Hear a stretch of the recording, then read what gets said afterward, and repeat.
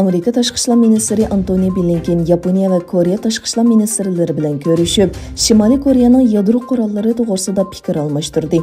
Blinken Amerikaning Havay shtatida o'tkazilgan yig'indan keyin o'tkazilgan muxbirlarni kutib olish yig'inida 3 davlatning birdek holda Shimoliy Koreyaning yaqinqi oylarda boshqariladigan bomba sinig'ini ko'paytganligini ayblaydiganligini aytdi.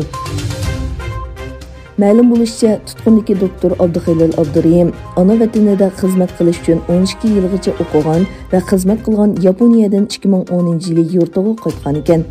Yurtiga qaytishda o'zining saf bir ilmiy xodim ekanligi, siyosiy faoliyatlardan uzoq turib kelganligiga ziyoda ishongan Abduxelil Abdurayim kutganidek 11 yilcha tutqundan xoli yashagan. Ammo 2021-yili 12-oyga kelganda tutilish navbati Abduxelilni bosh qo'ymagan. Abduxelil haqidagi ilgarilab aniqlash jarayonida uningmi bo'lgunchilik gumoni bilan tutilganligi oydinlashgan. Gollandiya xon jamiyati aviatsiya shirkati KLM urush tahdidi sababidan Ukrainaga uchadigan barliq aeroplanlarni amaldan qoldirdi. Gollandiya tashqi ishlar ministri Wopke Hoekstra fuqarolarni imkon qadar Ukrainadan ayrilishga chaqirdi. Frank-Walter Steinmeier 17-navbatlik Germaniya prezidentlik saylovida qayta saylandi. Steinmeier 2017-yil 2-oyda tunji qatam prezidentlikka saylangan edi. Xusilarning hujumining kunsiri kuchayishidan keyin Amerika avatgan F-22 urush aeroplanlari Arab Birlashma Xalifaligiga yetib bordi. Birlashma agentlikning xabariga qaraganda, bu aeroplanlar taxminan 2000 Amerika askari turayotgan Abu Zabidagi Az-Zafra havo armiyasi bazasiga qo'ngan.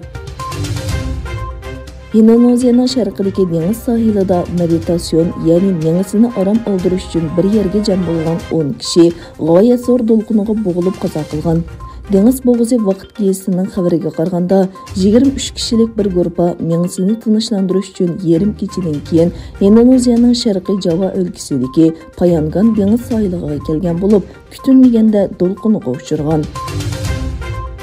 Gollandiyaning poytaxti Amsterdamda yangi bir belgilamaga asosan yuqori bahoda ijaraga berish uchun uylarni bo'sh qo'ygan uy egalariga jarimani qo'yildi. Bekitilgan bahodan tuvan uy setib olganlar 4 yil ijara berilmaydi.